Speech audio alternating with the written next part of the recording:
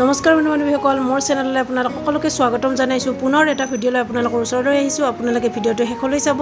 আহকচোন আজি মই কি বনাইছোঁ আপোনালোকক দেখুৱাব ওলাইছোঁ।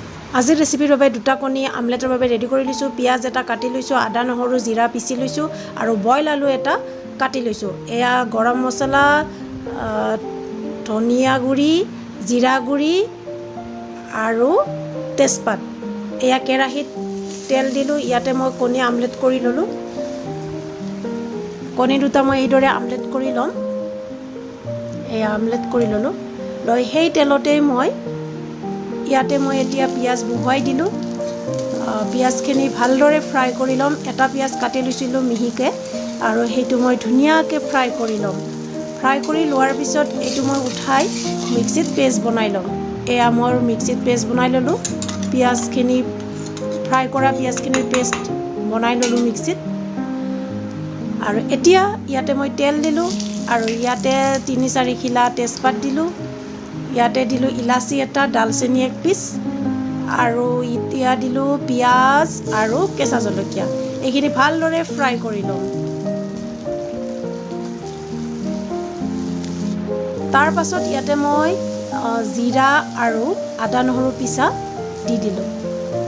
এইখিনি মই ধুনীয়াকৈ ফ্ৰাই কৰি ল'ম। ভালদৰে মিক্স কৰি ল'লোঁ আৰু ফ্ৰাই কৰি ল'লোঁ। কিছু সময় ফ্ৰাই কৰি থাকিম ৰংচোৱা হোৱালৈকে। এয়া মোৰ ফ্ৰাই হৈ গ'ল। এতিয়া ইয়াতে মই দিছোঁ জিৰা পাউডাৰ। জিৰা পাউডাৰ এচামুচ, প্ৰায় এচামুচ দিছোঁ আৰু গৰম মছলা প্ৰায় এচামুচ দিছোঁ। এইখিনি ভালদৰে মিক্স কৰি ল'ম। আৰু ইয়াতে ধনিয়া গুড়ি এচামুচ দিলোঁ। এই আটাইখিনি ফ্ৰাই হৈ গ'ল।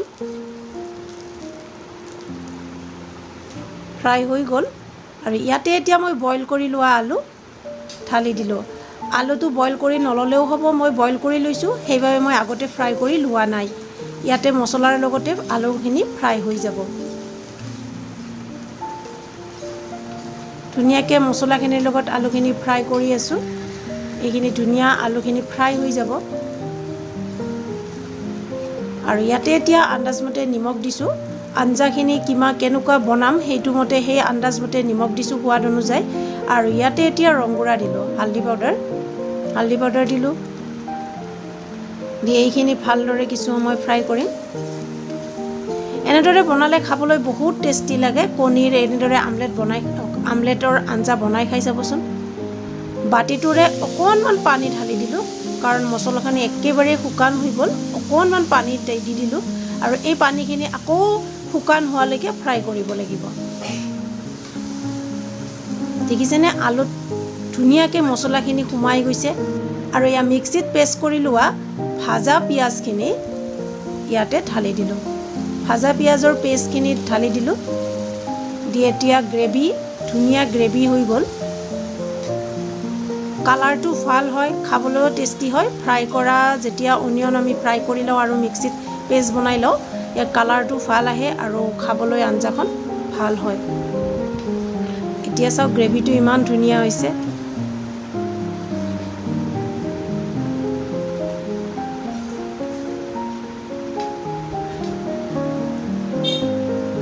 এতিয়া মই কাটি লৈছিলোঁ আমলেট, মই পিচকৈ কাটি লৈছোঁ। আৰু ইয়াতে এতিয়া মই পানী ঢালি দিম, কাৰণ মোৰ অলৰেডি ফ্ৰাই হৈয়ে গ'ল আৰু গ্ৰেভিখিনি পূৰা শুকান হ'বলৈ ধৰিলে, সেইবাবে পানী ঢালি দিলোঁ।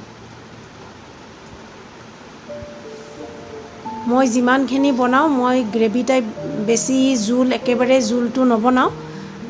খাবলৈ যিটো ভাল লাগে, নিজৰ সোৱাদ অনুযায়ী নিজে যিটো জুতিত খাই ভাল পাওঁ সিমানখিনিয়ে পানী দিছোঁ। আপোনালোকে বেছি পানী দিলেও দিব পাৰে।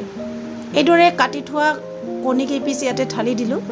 তাৰে মাজতে আপোনালোকে যদি মোৰ চেনেলটোত নতুন, তেনেহ'লে মোৰ চেনেলটো ছাবস্ক্ৰাইব কৰি ল'ব আৰু ওচৰত থকা বেল আইকনটো ক্লিক কৰি ল'ব।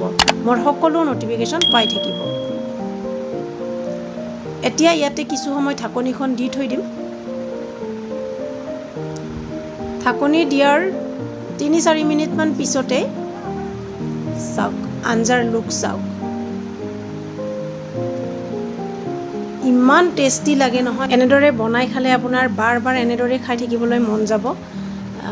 এয়া চাওক মোৰ হ'বলৈ হৈ গ'ল কণী কেইপিচ ইমান ধুনীয়াকৈ ফুলি আহিছে খাবলৈ সঁচাকৈ টেষ্টি হয় ইয়াতে কেইটামান কচুৰি মেথিৰ পাত দি দিছোঁ চেণ্টটো বহুত ভাল হয় এতিয়া মোৰ হৈয়ে গ'ল মই গেছ অফ কৰি দিম আপোনালোকে এনেদৰে বনাই খাব বুলি মই আশা কৰিলোঁ মোৰ ভিডিঅ'টো চাই ভাল পাব বুলি মই আশা ৰাখিলোঁ মই আপোনালোকক এটা পাত্ৰত নমাই দেখাই দিলোঁ চাওক দেখিবলৈ যিমান সুন্দৰ এই ৰেচিপিটো খাবলৈও তেনেকুৱাই টেষ্টি এবাৰ খালে খাই থাকিবৰ মন যাব আৰু এইটো আপোনালোকে ৰুটিৰ লগতো খাব পাৰে ভাতৰ লগতো খাব পাৰে বাকী আজিৰ ভিডিঅ'টো কেনে পালে জনাব বাই বাই আজিৰ এৰিলোঁ বাই বাই